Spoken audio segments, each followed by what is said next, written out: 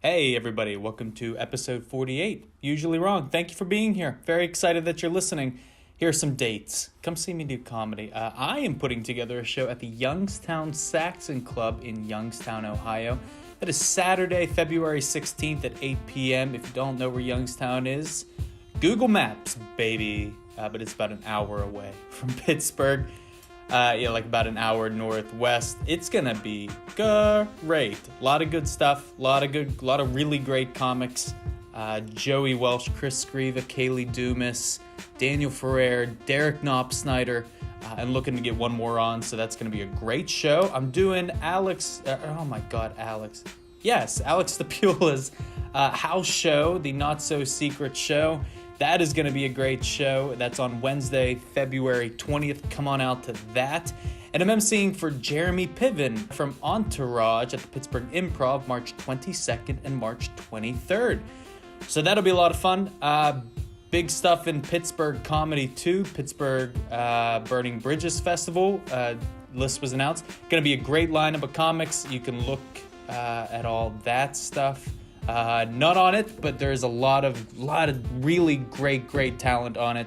You can go to burningbridgescomedyclub.com and find all of that information. If you haven't checked out a show there too, you gotta check it out. It's one of the best rooms for comedy in the city of Pittsburgh. It's at Ham Bones Bar and Grill in Lawrenceville, which is where you might know it, where you might have, you've been there before, maybe. I don't know you. But I'm happy you're listening. This is a great episode. This is with Jesse Irvin, who is one of my favorite comics in town. He is so goddamn hilarious. He's very good.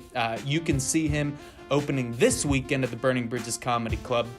The 19th and 20th, he is opening for a guy named Johnny Taylor, who is a very funny comic. I did not know a lot about him until it was announced he was coming to Burning Bridges, and then I looked up some stuff and listened to him. He's fucking hilarious. Jesse is hilarious, so go see that. Jesse also started a podcast recently with Alex Homyak called HR Nightmare. It's going to be coming out soon. Sounds like it's going to be great from what he told me. You can listen to this episode and find out a little bit more about that, which is great. And I'm very excited that you're here. Please subscribe to the show and leave us 5 stars. You do not know how much that helps me out and helps out the show. And I would really love for you to do that. That would mean the world to me, you guys. So thank you so much for listening. Enjoy. Usually Wrong, episode number 48 with Jesse Irvin.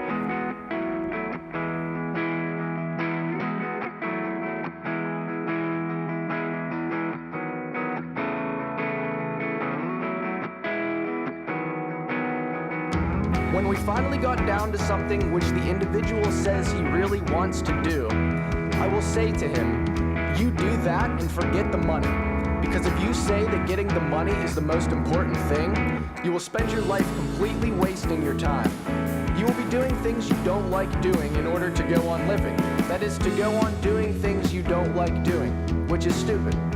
Better to have a short life that is full of what you like doing than a long life spent in a miserable way.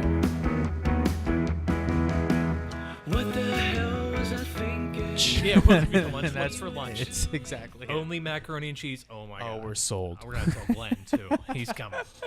Can you put the microphone right here? Okay. Too. We're going to get started. Oh, Thank you Jesus. very much for coming, man. I appreciate it a lot. You are for one of having the me. You are one of the probably the longest in terms of getting a podcast set up and actually completed. Oh, I've yeah, ever yeah. done by like almost months. Well, you could have just replied to the messages. I could have. Well, I'm a Yeah. piece of garbage, and I don't like replying to anything. Well, yeah, so am I. I am bald. I'm gonna put my hat back on. That's okay. There's no judgment here. No, it's. I'll be just bald cold. one day. That's the thing. People always say that, like, because if you see a dude with like hair under his hat, they never talk about the hat. Oh, that's But fun. if it's a bald guy that they know you're bald and you have a hat on indoors, or like, we know you're bald. I'm like, I know you know I'm bald. I'm cold. Did you go bald on purpose? No. It's like I had a choice. I'm like, I don't know. You could like shave your head. you know, right? let's finish the rest of my 20s with unfuckable. All right, let's That's do that. Well, that's not true. I don't have the balls to shave my head. Oh, That's yeah. part of it for me. Like I've told my girlfriend like I would like to have no hair, but I don't think I could pull it off. Yeah, yeah. You pull it off. And I'm not just saying that. Like, you pull it off. I don't think I could pull it off. Yeah, I don't mind it. I'm not self-conscious about it at all. I'm just so accustomed to it. I don't know another. I just started going bald in my early 20s. Okay. And I tried to do the wear the hat thing then. Like early 20s, you're still self-conscious about everything. Yeah. And I remember walking down Carson Street one day. That's when I first moved to Pittsburgh. I see this dude like in a trench coat, but he had like the Hulk Hogan hair. Oh my but he had God. it combed over, and he was trying. It was so obvious, and I was like, that was the day Is I that decided. like a Donald Trump hair? Yeah, he was. It was so fake and wrong, and then that was the day I was like, I'm just shaving it. Interesting. Oh, that's fine. I'm not gonna Yeah. become that guy. That's not it. But you know what you think? What I think of when I think of people with no hair, like Joe Rogan's the best comedy example to me. Yeah, He's the best yeah. comedy example. I think of like tough guy. Like I think of because I see you with the tattoos, and Oh, I yeah. would love to get a tattoo. I would love to have, but I don't. But I look at you and I'm like, Jesse's a tough person. Yeah, I'm such a coward though, so That's you so wouldn't funny. even know. I am such. That's so just- fun. Yeah, I'm frightened all the time, Are you? constantly. That's Interesting. yeah. Are you frightened on stage? No, not on stage. It's weird. That's the one time where I'm like, I'm fine. You're fine. Yeah, Have even yeah. even when I'm like shitting the bed on stage, I'm still like, whatever. You're comfortable. Yeah, Have you always been comfortable on stage? yeah, I have since I was very young, Why? actually. Yeah. What did you do very young that Well, made you very comfortable? young, I did magic shows. Really? Oh, look at this. I got a whole page to write shit down. Oh, man. yeah. Why? What? Like young? Yeah, I got really into magic when I was probably like 8 or 9. I think I got a magic set. And then you become that annoying kid You got with the a magic set. Yeah, yeah. Oh my God, I We- did too. We would, my aunt, she had a side-loading VHS. She was like the rich aunt. She wasn't even my aunt. She was my godmother. We just called her my aunt. Okay. She would bring that up on the weekends, and my friend and I would like pull this David Blaine shit where I would like shove him in the dryer, and I'd be dressed like a dickhead magician with like a top hat, and then we would do the thing where I would walk over and pause the recording. And then I'd have to come back and stand in the exact same spot and have my dad or somebody hit record again, and he would get out of the dryer, and I'd be like, "Look at that! He's not in the dryer anymore." This is the most white trash magic show of all That's time. so fun. So you were performing from a young age. Like I love Yeah. stuff like that too. Because I grew up in like a church, right? And my Yeah. parents put me in every single church play. Like I could memorize lines for these plays really young. So like when I feel the same way. Like even when I'm eating the bed, eating shit, eating the Yeah, bed, shitting the bed, on eating It's the all bed. the same. That's the phrase, eating the bed. When I'm shitting the bed on stage, I don't I almost think of it as a learning experience. And I've never really had a fear of bombing on Yeah. stage for that reason. You don't learn anything from doing good. Oh, that's fun. Yeah. That's fun. Do you know I do quotes for this? Did you listen to an episode? No, I haven't. I don't give a shit. I really don't give a shit. But Yeah, that I don't either. I didn't listen to your bam. podcast. That's okay. But I'm interested a lot in how people actually started doing comedy. And when you say you were performing from a young age, I really relate to that because even at a young age, performing was never something that I was like scared of. And Yeah. I look at it as a real skill. Like I look at it as a real, not just like to perform and do stand up and be an entertainment, but I think of it even as just as an asset for other parts of my life. Like I even thinking about going on dates. Like I met my girlfriend and the first date, it went really well because I think part of that was a performance, right? Yeah. I think that's fun. Yeah. It's I kind of think like that's that. fun. This is not an interview. I promise. I have no questions for you. I want to talk about Race of the Coffin. Yeah, you do. That's pretty Nate much has a it. blank piece of paper, and I was 20 minutes late. He had time. I don't like it. Like I wish no, I don't wish. I don't like having a lot prepared because I like being able to pull stuff out of you. Jesse. Nice. So we'll That's get along. what 'cause I we're like. both lazy. Yeah, we're both And we lazy cover it up fucks. by saying it's strategy. because it's art. It is. Oh yeah, my but God. I don't even know how I started comedy. You don't know. I did it. I played in bands for a long time. Oh, really? Yeah, did that a lot. Toured in bands quite a bit. High school. Hoy from high school up until probably like 6 years ago. Really, What made you start in bands? it was just fun. I mean, the performance started when I was young because whoa, Oh my God. the mic's falling. That's out. unprofessional. Okay, we're back. Hey, hey. No, I had a speech problem when I was young. I had speech apraxia, Oh, okay. and which means What is that? Yeah. my mouth does not move as fast as my brain does. Interesting. But I've definitely overcame it, but Yeah. eventually. But performing kind of helped me get over that, and that was the one time I felt comfortable. where I could Interesting. make people listen to me when I wasn't a stuttering idiot. You know? Oh, interesting. Yeah. And you think performing helped that? Oh, it definitely did. Yeah. Just it's forcing yourself to Be uncomfortable. Yeah. be uncomfortable. I didn't know that's what it was at the time. I had, no Yeah. way. I knew I liked it and I wanted to do it. And music helped that. Music did too. Yeah. Yeah. What made you actually start playing music then? Was it, did you get together with friends and Yeah, I started playing guitar when I was about 9 or 10. self-taught? I did lessons, and I was this little ADD kid that couldn't pay attention. And so I eventually just discovered I got kicked out of two guitar teachers. They wrote letters to my mom saying we can't teach him anything. Oh my God. We can't teach yeah, you. they wrote letters. Like, I remember They wrote letters. My mom wouldn't let me read them. She was just like, yeah, we're gonna try something else. Oh my God. And I kind of knew what it was. I kind of felt the same way with piano lessons. I took him from an early age, and I never had a letter written to my parents. Well, they were just but- like, all right, well, here we're gonna go over Jingle Bells. We're gonna cover one string a week, and I'd be like, can I learn Master of Puppets? and that was too much. Excuse me, that wasn't enough. yeah, it for was. you guys? It did bored me. It wasn't challenging enough. bored you. Yeah, and even from a person who didn't know how to play guitar, I'm still like, this is, you're not teaching me anything. Yeah, because we see like the rock stars growing up, and it's like, let's do that immediately. Yeah, right away. Instant gratification. Come on. That's what it is. I kind of feel that way with stand-up too. Part of me, Oh, yeah. I should really correct myself on that because I'm not anywhere near this guy. But like, I look at Mike Birbiglia and I'm like, oh my God, I want to do exactly what he's doing. Oh, yeah, but and you then can't. My Yeah. mind forgets that there was 20 years in the making of that act, right? Yeah. I feel the same way with Yeah, stand-up. he toured that act. A lot of people don't know that, though. People who don't like, most people who aren't comedians passively like comedy, and they don't know a lot about it. you know? Correct. And they don't realize when they see that hour on TV that hour has been shopped like 100 times. Yeah. before. Why do you think that is? I think it's because people don't see it as much of an art form as a novelty. Well, The it seems like general public. everybody's the funny guy at the office. I mean, before I started doing comedy, I was just the funny guy. Correct. And then when you try that with a broad audience, you're all of a sudden not the funniest guy in the Isn't room that anymore. so fun. I was just talking Oh, about yeah. it. It's like you are the funny person amongst your class, amongst your friends. Yeah. And then you go to Hambones on a Thursday night, and everybody's so much yeah. better than you. And you feel Just like there. You feel like you're not allowed back in the bar again. Yeah, exactly.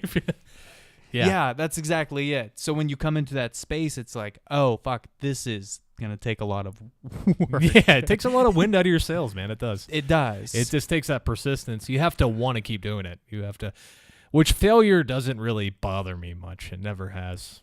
just failure in general. Yeah, it's just like, hey, who cares? Whatever. I love that. Yeah, it doesn't matter. When did you realize that? When did you realize it wasn't as big of an issue? I used to get more upset about things when I was younger, but I think as I got older, I mean, you go through breakups, you go through things like that, and you lose jobs, you lose friends, you lose things. And then after a while, people take it different ways, but I guess I always look at how other people handle things, and if I'm uncomfortable with how they handled it, I'm like, I'm not going to do it that way. What do you mean? Like, say, I had a lot of friends. I grew up in a small town, so you have a lot of, we'll call them not smart people. Who they just, they fail at something and then they just have a weird attitude about it. Like, they're just like, give up on that forever, and you can tell, they learned that from Yeah. somewhere. Correct. And it's just like, why? Did you enjoy it while you were doing it? If you enjoy something and you fail at it and you want to do it again, you apparently are meant to do that. Yeah. I talk about it a lot on this show. I had a realization probably about I haven't talked about it in a while, but I had a realization probably about 3 years ago. I sat down and thought about it. It's like, I'm going to die at some point. Like, it really hit me. I'm 25. It probably hit me around when I was 22 years old. Yeah, Like, yeah. you're going to die, but it really hit me. And then I was like, why am I not doing stand-up? Why am I not doing something? Why am I not Yeah. going for things? Why am I not talking to that girl at the bar? Why am I not doing X, Y, and Z? For what you said, for that risk of failure. Yeah, it's- And once I realized at the end of my life, I'm going to look back and be like, oh, fuck, this was a game. Yeah, who cares? Who gives a shit? Yeah. Man, that's what I'm saying. I mean, you gotta have, you gotta have limits for yourself, but you correct. Gotta, I'm not like, why don't I murder somebody? You just become that dude at the bar with the salesman approach who just like guns through every girl there. Hey, how you doing? No, all right. What's your friend up to? Like, it's like, that guy. You got to have strategy yeah, in you that just want to aspect. just choke that guy a little bit. Yeah, but you get what I'm saying, though, right? Like, Yeah. it's I can't believe some of the stuff I didn't do when I was in college and high school because of the risk of failing. Oh yeah, it's this self-consciousness. I mean, whether it comes from your parents or your surroundings or whoever. Yeah. Because, I come from that kind of family where they have that attitude I was just talking about, where they're like, well, if you try something once and it doesn't work out, it's done forever. You came from a family and friends like that? Yeah. Interesting. It's just a small town mentality. I don't know if that's everywhere, but that's kind of what I was surrounded by. I didn't grow up with I grew up in Trona Heights. Are you from around here? I'm from Punxsutawney, Pennsylvania, originally. Oh, okay. Yeah. I couldn't even tell you where that's at. Middle Yeah. of Pennsylvania. Yeah. I could tell you where that's Yeah. at. Look at you. I kind of grew up in a small town. I graduated with 200 Yeah, I know people. Detroit Heights, yeah. Do you? Mm-hmm. Did you play shows there? I have played shows there At the a long Roundhouse? time ago.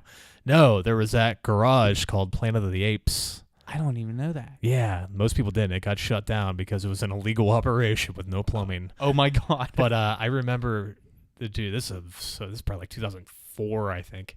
I remember this dude, like, we played a show with a band called the Hudson Falcons, which is kind of like a legendary New Jersey punk band. Like, that dude was like 50 when, like, we, they're like, I knew who they were, and I was like, Yeah. Hudson Falcons, and this, no one knew. It was called Planet of the Apes, and he would book like really good touring bands, and they would show up thinking it was a club, and they'd be like, oh, this is just a garage with no restroom. Oh my god. And they'd be like, "Why are we here? My Chemical Romance Romance played there before Holy they broke. crap! Really? Yeah, that was like, I was getting that like 2 weeks later after that show. I remember hearing My Chemical Romance pulled up in not a tour bus, but one of those, like, you ever see a band in like the big van that you never see? I am starstruck that My Chemical Romance was in my town. The dude's name was AJ. I don't remember much about him. AJ.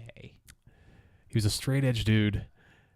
And he played in bands. He was not good at it, so he just went straight to like booking. This is blowing my mind, though. Yeah. It was a weird era Yeah. to be in. It's so funny. That's hilarious. I don't even have anything more to say to that because that's so funny because it's a small town like that. What were we saying? No Small one town. knew what was going on except for like the 40 kids who were there. Yeah. Who came from all over, We get to see this amazing show. Yeah, it was like a splintered like following, because Yeah. it kind of predates social media. Yeah, It was like I guess the so, message then. board kids pretty much showed up. I love stories like that. A buddy of mine saw Fall Out Boy right after their first album came out. I was Oh, like, yeah. they were bad. They were like a bad live show. Oh But yeah, then- it's I weird love that seeing kind of bands stuff. that were like coming up. I've seen a lot of bands like that. It's yeah. super fun. I love that, and I'd love to talk to you more about it. But what? So you grew up small town. I kind of grew up in a small town. I never got more of the fear of failure. Probably came from myself. Like I had a group of friends who were very intelligent Mm-hmm. and knew I was not as intelligent as them. And when I have a bit You about could it too. smell it on them. Yeah, you kind of can. But when a smart person does something dumb, it's like it's crack. It's to me it's the best. And because I grew up in that, like they were very intelligent people and I was not as intelligent. As I them. think most intelligence is very subjective. Tell me it's- what you mean. Well, like you kind of just said, but like there's got to be like a NASA engineer somewhere, like just cranking on a door that says push. That's Yeah, happening. okay, somewhere. sure. Yeah, Yeah, I get you that. might have one really good skill set, but maybe you're really dumb at everything else. Yeah, Like, that's true. So you started playing music. You still play music a bit? I mean, I didn't know that about play an instrument. Yeah, I don't play in like bands anymore. I have no desire to. My last thing I did, I toured Japan with a band called Danger Signs. That was in 2015 or 16. Yeah, 15. Yeah, that was the last thing I did. And I hadn't played in bands before that. That was kind of just a one-off thing. Yeah. Is it because comedy draws you more than music? Yeah, and It's I don't have to kinda the carry same. anything. It's great. That's fine. I just heard somebody say that too. I Yeah, think yeah. I just talked about that with somebody. It's like you go Yeah. on stage, I don't want a fucking guitar yeah, in you front get of me. you get a gig at like the Smiley Moose, and like it's like you get a like that narrow hallway carrying a huge amp up. You're like, fuck Exactly. this. If you're in comedy, you just have to walk to the front of the stage. Yeah, you just walk in. You can be kind of late. It's fine. So you don't know when you started stand up? I started in 2011, I think. Oh, you've been doing it a while. Mm-hmm. I think I knew that because Yeah, I yeah. saw like an original Race to the Coffin post with you in it. Oh, okay, yeah. It's probably That didn't start up till about 2013. I think, Oh, was something that like so? Yeah. So what was your first mic like? Oh, It wasn't as bad as it should have been. I did the Smiley Moose, which was a notoriously horrible room at that point. I've heard Yeah, it was the only mic in town. I made a mistake of bringing people. Oh my God. Yeah, and I brought people. I didn't have any. I thought I had jokes. I didn't have jokes. And I did some bits. That could be said for a lot of comics right now. Yeah, I just thought I had them. Then you get up there and you're like, Including "Whoa, myself. these aren't jokes." They were. I got a couple chuckles, but I mainly got the biggest laughs by just. I learned early on if you just call out how bad you're doing, it gets a laugh. Yeah. Yeah. I've gone back and forth with that recently. It works. And like I went on stage at Hambones on Monday and I got through a bunch of premises. I'm like, once I write punchlines, he's going to be great. And that got the biggest laugh. Yeah. And I go back and forth with that. Part of me is like, just own that you're doing bad. Maybe that's part of owning that you're doing bad. But yeah. I don't like laughs that come from that anymore. Like I just want laughs for good jokes. Yeah, you have to shit on yourself at some point during your set. You have to. I agree with that. Yeah. But I like to shit on my appearance. I like to shit on my Well, yeah. personality. Not what I'm getting up here to do is not going well. Like that frustrates me when I have to be like, oh, this is bad right now. Yeah, yeah. And then that gets a bigger laugh than the joke. Like that's such a disheartening feeling to me right now. Yeah. Where it's like I have new stuff that I'm doing at Hambones tonight. If it doesn't go well, yeah, I'll probably say something like this sucks. But it's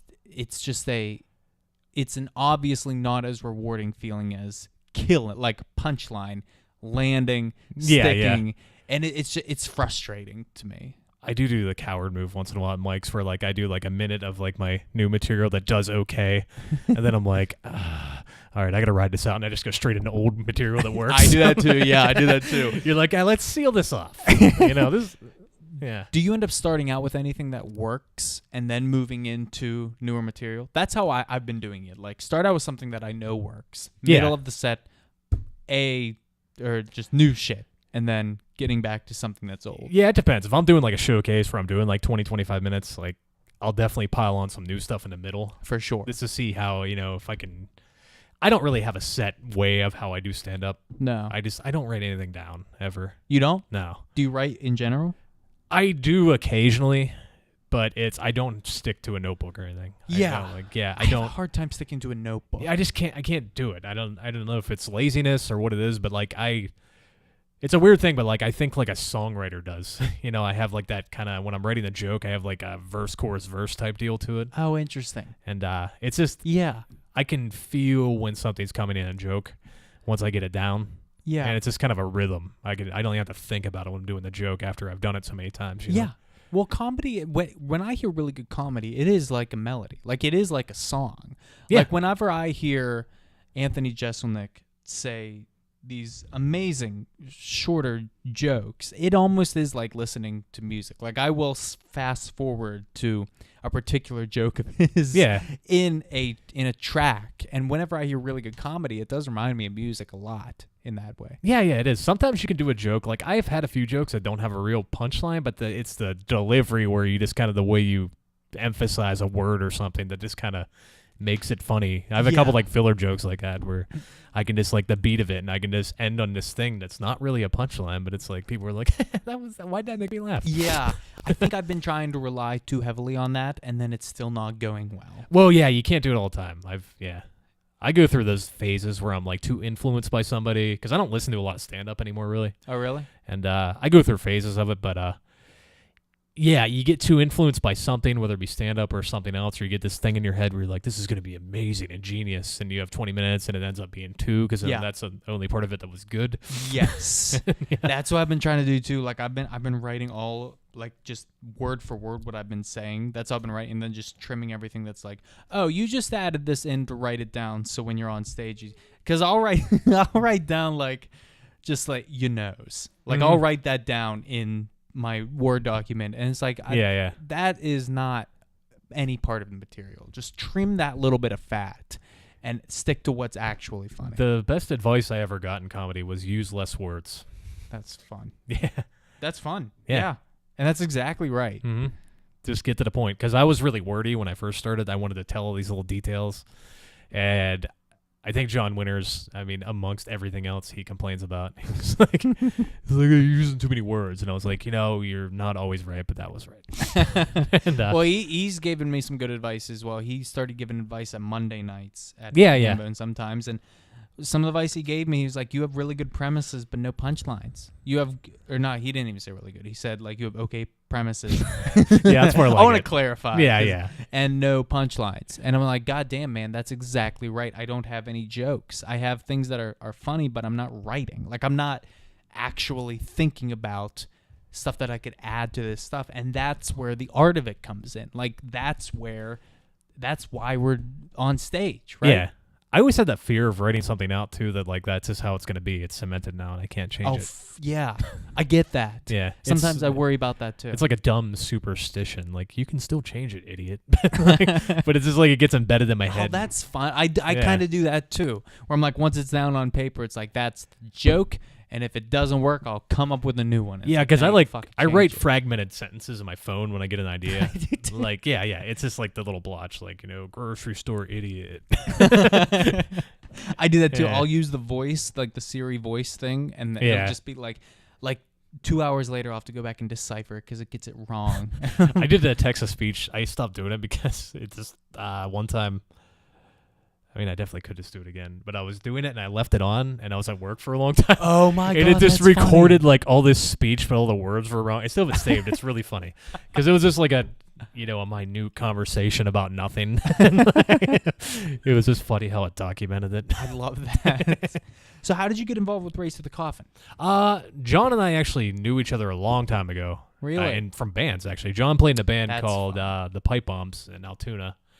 And I played in another band from Punksy, and we would play Altoona. And that's how I met John originally, because we would just play shows together.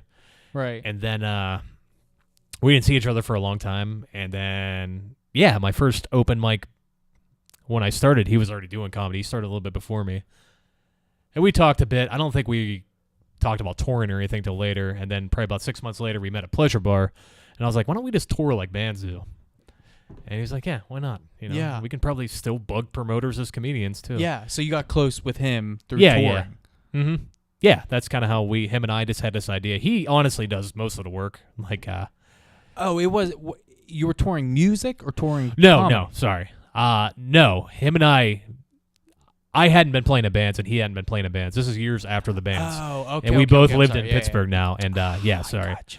And we saw each other at open mics. Funny story, I was doing like my third or fourth mic, and John was there, and I hadn't seen him in a long time. And a friend of mine who knew who he was like, is that John Winters guy from Altoona? And I looked at him, I'm like, dude, there's like 30 dicks in Pittsburgh to look exactly like that. Because he had like the beanie on and everything, and like he gets on stage, and I'm like, oh yeah, that's John Winters. I haven't seen him in a while. But him and I, we both played in punk bands, and we both have that like weird punk aesthetic, that do-it-yourself type mentality. I get it. And basically him and I talked, and we started booking tours, and we had no right to be touring at that time. Oh my God, we yeah. were very bad How comedians. long was he doing comedy? Not much longer than me. Yeah. A little longer than me. I'd say maybe a few months longer than me. Oh actually. wow. Yeah. And neither one of us were good. It was the first tour we did was god awful. It was it was I had a Dodge Avenger, and Okay. it was me, Shannon Norman, Alex DePula, John, and Tim Ross all jammed into a Dodge Avenger. Oh my god. That's so fun. That's a great. I love that. Yeah, it was interesting. Where did you tour? Oh geez, where did we go? A lot of the Midwest. Yeah. We did. I'm pretty sure we did like Cleveland, Indianapolis. The funnest show we did was in Indiana somewhere. This one kid we met, we still like kind of keep in touch with him. He's really funny. He's not a comedian. He's just like a funny person. But we did a house show. It was like a punk house, Oh my god. and it was super fucking fun. That was the first time I was like, this can work. Yeah. That was gonna be my question. Does something like that cement you wanting to do comedy for a long time, going on tour with friends? Yeah, it definitely did. That definitely, I was like, I want to do this. This was fun, Is that it was just fun, or did you get some type of high being on stage with people in another city? There was something good about it, even though the shows weren't good. It was like we all kind of had a similar mentality. Like we're all kind of, I don't want to, fringe is a terrible, we're rough around the edges people. Okay. I think that's the best way to describe most of Yeah. us. And in general, and we all kind of fit together. Okay. And it was just cool to see like how this was working, even though we were all like at the time didn't know each other well, and we were kind of unsure of each other. Okay. And none of us were really doing. I don't think anyone does any material from that era. I bet. At all. It was Well, it's been how many 10 years? I mean, not even that. No, it's been like. I'm sorry. You said 7. 2011. Yeah, 7. 6, 7. Yeah. Yeah. And yeah, we've grown a lot since then. But it was a thing. I mean, I haven't been on the road in a while. John still tours quite a bit. Yeah. And that's it. You learn a lot about what to do and what not to do early. Like have bits before you go on tour. That's always good. Material. Yeah, I've watched a video. I have a video of like the set I did in the state of Indiana somewhere. Yeah, it's golden. And I was surprised, but I was surprised at how smooth I was at telling the bits. It was just bad material. Yeah, it was just bad material. Well, I've heard that advice too. Have bad jokes, but do them well when you start. Yeah, I kind of did that. I didn't think I was doing that at the time. Yeah. Like I always had this vision, like, you know how you have like a bad self-image of yourself when you do something wrong sometimes? Sure. Like I always just imagine, this is such a weird fucking thing. I've never said this out loud. I just imagine I look like one of those dudes in like at the mall with a Dragon Ball Z silk button-up shirt on. Like after I have a really bad show sometimes, I just think in my head, that's my punishment to myself. I'm like, you're that guy. Oh my God, that's a perfect thing.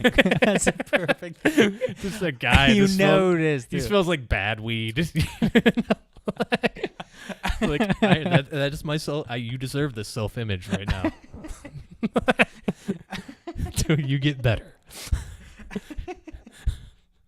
I haven't laughed in a podcast like that in a long time. That's great.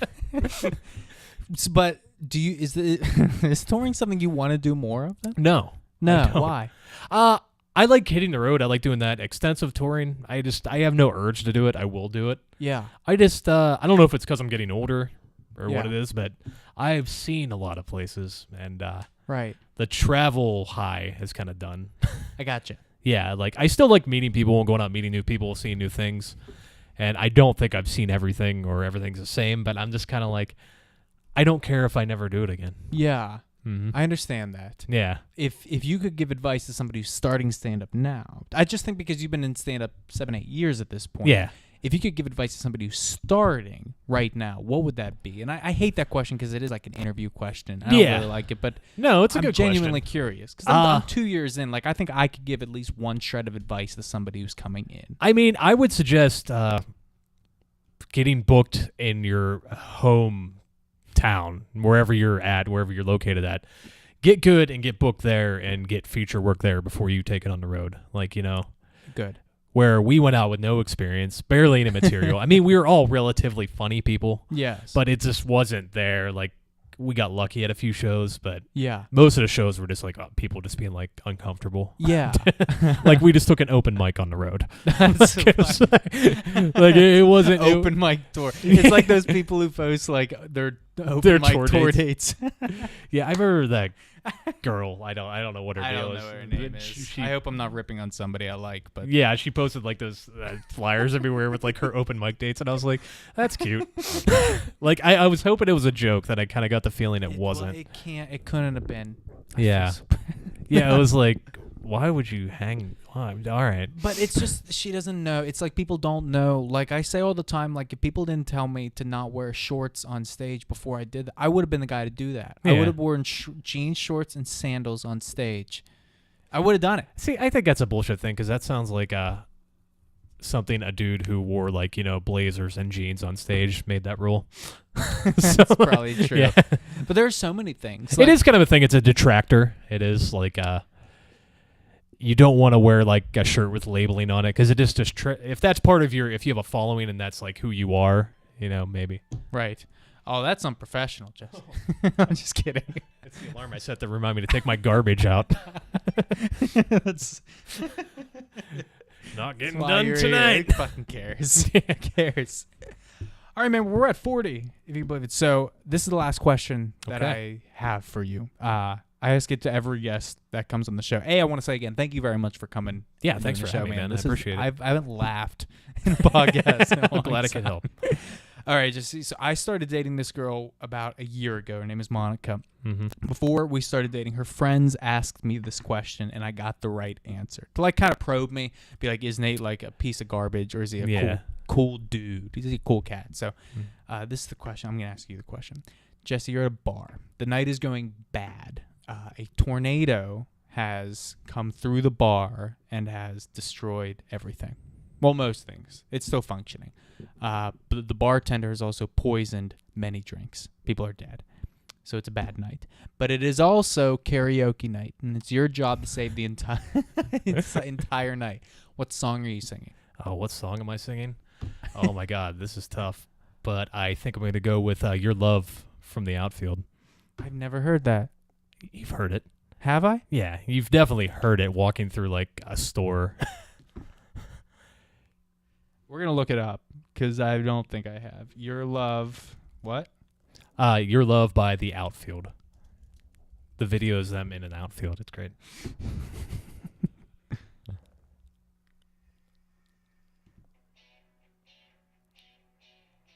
Oh. I don't know why I thought this was by the same people who wrote Centerfold. Oh, no. No? That's the Kinks. No. Maybe, is that the Kinks? I don't know. Probably just offended somebody if it's not the Kinks. That's not the... Yeah, there it is.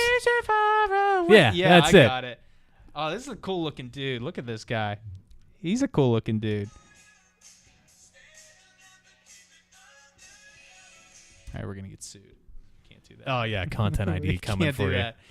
I love that. Why would you sing this? It's just, for one, that's the only song I would do at karaoke. Really? When I did do it. So it's kind of a hack, cheap answer. That's not a hack cheap answer at all. That's my default. I would do that song. That's one of those songs you hear when you're young. And it just like, because I've never been a big top 40 guy. Okay. But like, this is one of those songs when you hear it, it just brings like a flood of memories. And like, if everybody's dying around me, I'm like, well, I'm going to be selfish and make this about me. I love it. And they wouldn't know because maybe they'll like the song too. Listen, so we all win. I think if you were trying to date my girlfriend, Monica, I think you'd be in the clear. All right. Well, hey, I'll just give you her number out. yeah, put me down as a reference. I love it. Do you have anything you want to promote? I don't know when this is coming out, but Next Thursday. So a week from today. Oh, okay. Well, then, yeah, I'm opening for a guy whose name I forgot. Oh, cool. At the Burning Bridges Comedy Club, the 19th and 20th. I know I like him. He's funny, and I can't think of his name. But anyways, We'll get it. Get that. We'll on there. get it. This is good podcast. This is good material. Oh, it is. Silence. And I just started the podcast with Alex Homyak as well. Did you? Mm-hmm. Oh, okay. We're going to talk about that too for a second. Johnny Taylor, Yeah. who I looked up as well. Cool looking dude. Yeah. Cool looking dude. Johnny Taylor. Yeah. It's going to be a fun show. Awesome. He's very funny. And you started a podcast. I did. Alex Homyak and I started the podcast called HR Nightmare. That'll be coming out pretty soon. We've done 4 episodes so far. What's it about? What we do is we take stories of scandals that huge corporations have pulled off, scandals or disasters, anything like that. And basically, Alex reads a story, and we both just shit all over the story. And it's That's so a fun. lot of fun. I'm envious of a podcast like that too, because you have a theme. Yeah. He's just talking to people in town. Yeah, we didn't just want to talk to comics, you know. Yeah, I get it. Let's quit this. No, we're going to start having guests on soon, and I'm really excited for it. We've had I've had a lot of fun doing it. Like, I've left with my stomach hurting. Oh my God. Have you talked about Enron? No, we're getting there. That's on the list. Okay. We've done Amazon and a few other things. We did the Kids for Cash scandal. That's really I've fun. never heard of that. It's that judge in Scranton, who was a juvenile court judge, was sending kids to jail for like just ridiculous things, like Wow. Just getting in trouble at school and sending them to juvenile hall. But he was Wow. getting kickbacks from a private institution. It's Holy a whole fuck. wild thing. Okay. Yeah. Well, listen to the podcast when it comes out. Yeah, listen to it, or I'll just start doing it right now. We'll get Alex in here. Bring him out. Alex is Bring here. That's great, man. Thank you very much for doing this. You get to sign us off. You get to say anything you'd like. I've had people swear at me. People say inspirational things. Mhm. People say, fuck this puck. No, they haven't said that. They just said very nice things. But Fuck this book. sign us off. Yeah, you can follow me on Twitter at no Jesse, no glory. You can also follow me on Instagram at big_Irv, and I think there's another underscore. Yeah, and check out the HR Nightmare podcast. And, tell Nate he's handsome because he sure needs the compliments. Tell Nate he's handsome because he has self-esteem issues. That's the best sign-off I've heard. Thanks.